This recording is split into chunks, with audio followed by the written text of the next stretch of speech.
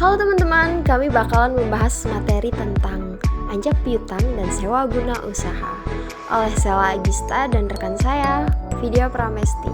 Check it out! Teman-teman, kalian wajib banget tahu apa itu anjak piutang. Anjak piutang adalah perjanjian yang mendasari perpindahan tagihan sejumlah piutang kepada pihak lain dalam bentuk pembelian atau pengalihan serta pengurusan piutang atau tagihan jangka pendek suatu perusahaan dari transaksi perdagangan dalam ataupun transaksi perdagangan luar negeri. Macam-macam anjak piutang kalian wajib banget tahu nih. Dapat dibedakan menjadi berbagai bentuk yang dapat dilihat dari beberapa segi, antara lain yaitu: pertama, segi pemberitahuan kepada pihak customer. Dibagi lagi dalam bentuk yaitu disclosed factoring. Customer diberitahu bahwa tagihan telah dialihkan kepada lembaga factoring dan pembayaran dilakukan langsung kepada lembaga factoring tersebut. Lalu, undisclosed factoring, yaitu pihak customer tidak diberitahu tentang telah dialihkannya piutang sampai terjadi sesuatu yang dapat menimbulkan resiko terhadap lembaga factoring tersebut. Yang kedua yaitu segi keterlibatan klien, anjak piutang atau factoring. Dibagi lagi dalam bentuk yaitu recourse factoring, yaitu pihak klien ikut serta memikul resiko yang mungkin timbul atas tagihan yang dialihkannya. Lalu non-recourse atau without recourse factoring, yaitu membebankan semua tagihan beserta resiko terhadap tagihan yang telah dibayar kepada perusahaan factoring. Yang ketiga ada segi jumlah hutang yang dialihkan, dibagi lagi dalam bentuk yaitu facultative factoring, yaitu pihak factoring diberikan hak untuk menentukan apakah piutang diterima dengan kontrak factoring atau tidak. Lalu ada whole turnover factoring, yaitu perjanjian factoring yang dilakukan atas seluruh turnover atau total keseluruhan dana yang ditransaksikan dari perusahaan klien atas piutang yang ada atau yang akan datang. Yang keempat berdasarkan wilayah anjak piutang atau factoring. Dibagi lagi dalam bentuk yaitu domestic factoring, kegiatan transaksi anjak piutang dengan melibatkan perusahaan anjak piutang, klien dan customer yang semuanya berdomisili di dalam negeri. Lalu international factoring, yaitu kegiatan anjak piutang untuk transaksi ekspor-impor barang yang melibatkan dua perusahaan factoring di masing-masing negara sebagai export factor dan import factor.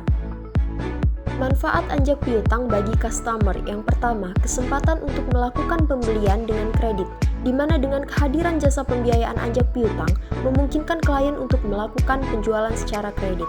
Yang kedua, pelayanan penjualan yang lebih baik, di mana jasa administrasi penjualan memungkinkan klien melakukan penjualan dengan lebih cepat dan tepat.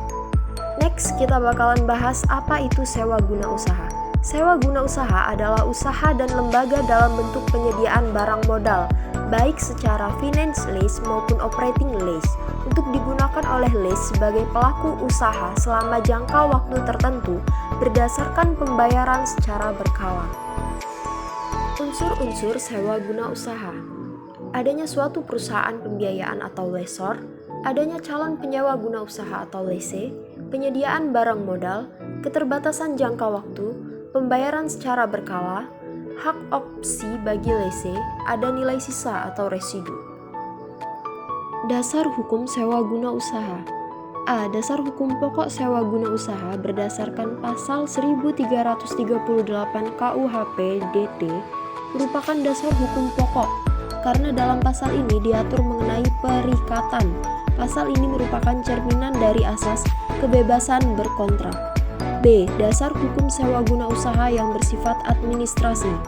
Berdasarkan keputusan Menteri Keuangan nomor 1169/KMK.01/1991 pasal 9 isi perjanjian sewa guna usaha sekurang-kurangnya memuat beberapa hal, antara lain: A. Jenis transaksi sewa guna usaha. B. Nama dan alamat masing-masing pihak.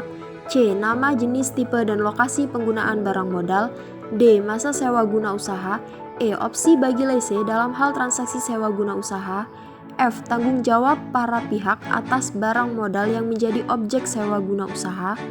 G. Harga perolehan, nilai pembiayaan, pembayaran sewa guna usaha, angsuran pokok pembiayaan, imbalan jasa sewa guna usaha, nilai sisa, simpanan jaminan, dan ketentuan asuransi atas barang modal yang disewa guna usahakan.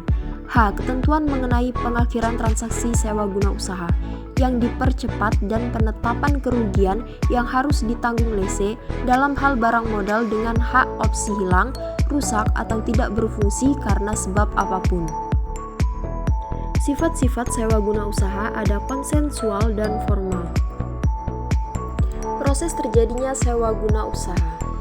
A. Tahap prakontraktual atau sebelum terjadinya perjanjian, terdiri dari beberapa rangkaian kegiatan yang meliputi negosiasi, konfirmasi, evaluasi kelayakan, dan kepuasan. B. Tahap kontraktual atau terjadinya perjanjian. Pada tahap ini merupakan rangkaian kegiatan penandatanganan perjanjian oleh pihak calon lese dengan pihak lesor. Berakhirnya perjanjian sewa guna usaha. Pada perjanjian sewa guna usaha, perjanjian tersebut dapat berakhir oleh hal-hal berikut ini, yaitu A. Kesepakatan, B. Telah terjadi one prestasi atau breach of contract, C. Force majeure. Terima kasih teman-teman.